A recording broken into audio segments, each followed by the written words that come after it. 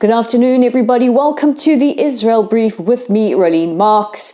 And as always, we're brought to you by Lay of the Land. And I'm going to give you those details a little later in this broadcast to find out where you can find all of our content. Follow us, hey, maybe even subscribe and maybe even contribute an article of your own. Nevertheless, let's get on. We are on day 53 of Israel's war against Hamas. It has been a very emotional couple of days as Israel is currently in a situation of ceasefire with Hamas as we broker more deals to see the release of more hostages. So let's take a look what has transpired over the last 24 hours. And last night, another 11 hostages, 9 children and 2 adults, mothers, were released by the Hamas terror faction to the Red Cross and then made their way to Israel. 6 Thai foreign nationals were also released. Thai nationals, their deal is being separately negotiated between a Muslim party in Thailand and the Hamas terrorists.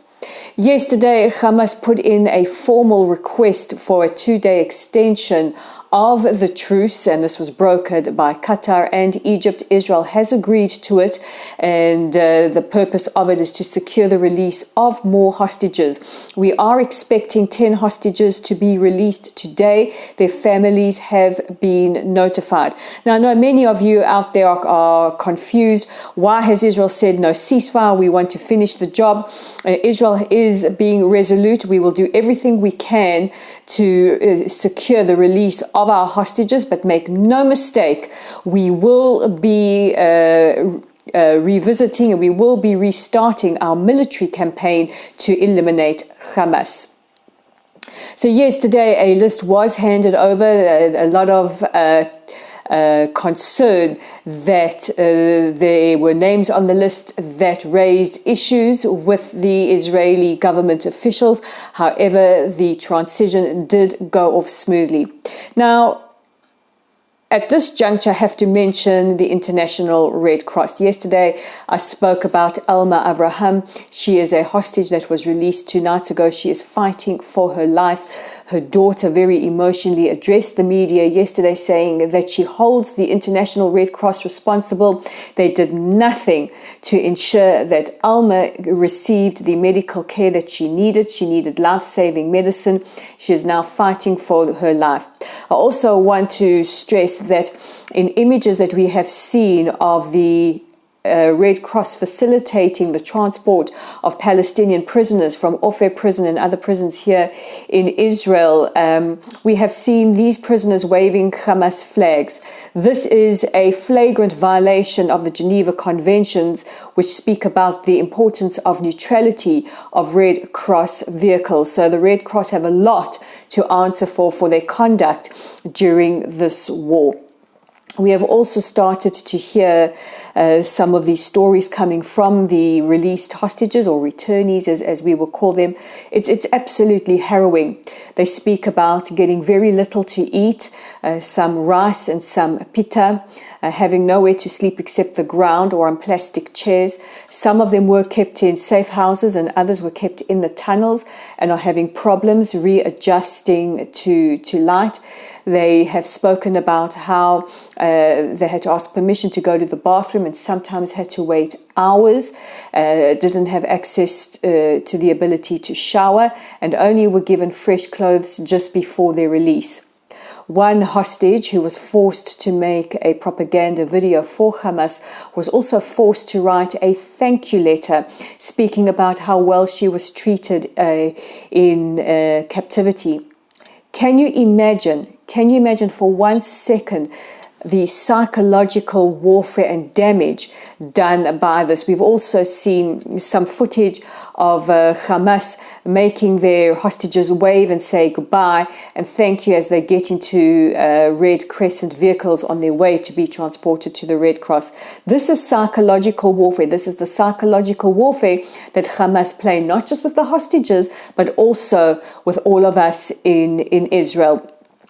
One op-ed that I read today describes one of the teenage girls as almost speaking about herself in the third person, disassociating from what has happened.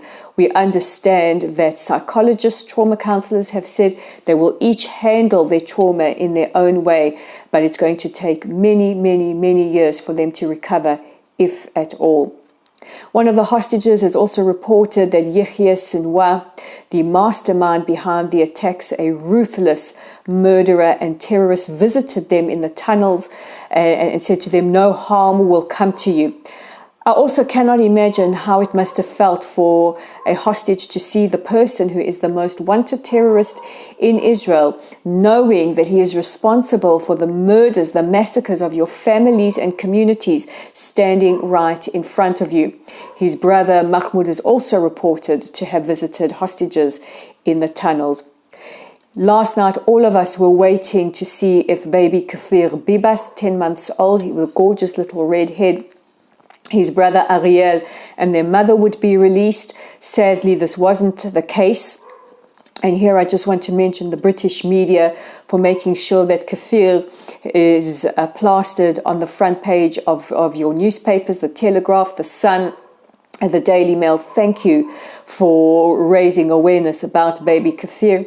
It is believed that he has been handed over along with his brother and mother to another terror faction, the PFLP, the Popular Front for the Liberation of Palestine, to that terror faction, and is in the south of Gaza in the city of Khan Yunis. This is absolutely terrifying. He is the youngest, the smallest human shield.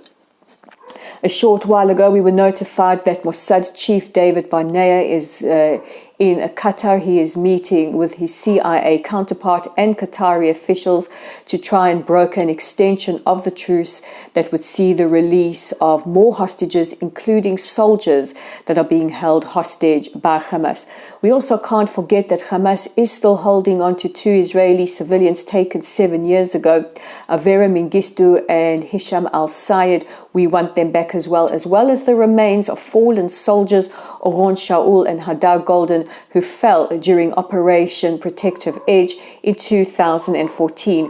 Hamas have been holding on to their remains for now nearly 10 years.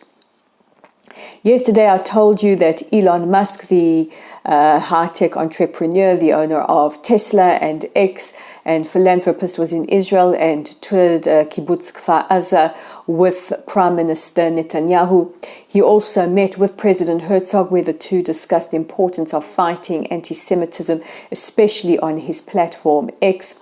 He also watched the body cam footage that has been collated by the IDF. Now, I understand that there is a petition amongst some Australian journalists to treat the body cam footage taken from Hamas with the same kind of skepticism that you would treat from Hamas. I don't even know what to say to that is remotely polite, but I will give it a bash and say to them, they filmed it in real time and took pictures. What more do you want? You cannot draw a moral equivalence between a terror organization, which is prescribed in your country, by the way, and a democratic sovereign state. How utterly appalling.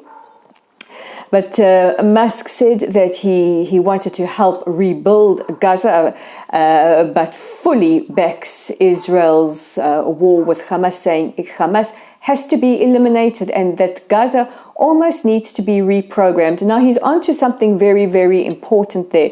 Gaza does need to be reprogrammed. There has been generations of hate education fomented by organizations like UNRWA, the United Nations Relief Works Agency, and various others who've got skin in the game and have perpetuated this incitement of hatred in their textbooks.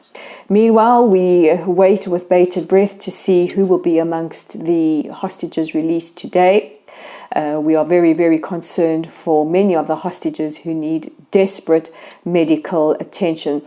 Some of the young women taken have been sexually assaulted. We saw that on the 7th of October. We also have Hirsch Pollin, whose arm was shot off. We hope that he has received medical attention as well. So this brings me to the end of today's edition of the Israel Brief. Please don't forget to join me again tomorrow for all your updates on Israel's war with Hamas. And in the meantime, you can check out all our original content on our website at www.layoftheland.online. My trip to the south, which I told you about last week, an account of that is posted in an article called The Killing Fields. It is also on our Facebook page, or will be in the next couple of days. If you haven't joined us on Facebook, we are at LOTLSITE, so at Lytle Site. Please like, share, and subscribe. Our YouTube channel is at the Israel Brief. Thank you so much to all our new subscribers. Hey, invite your friends. Let's get Israel's side of the story out to as many people as possible. And we're on X at Lay of the Land 5. I'm Rolene Marks. This is the Israel Brief. Please take care of yourselves and each other. And I'll see you again tomorrow.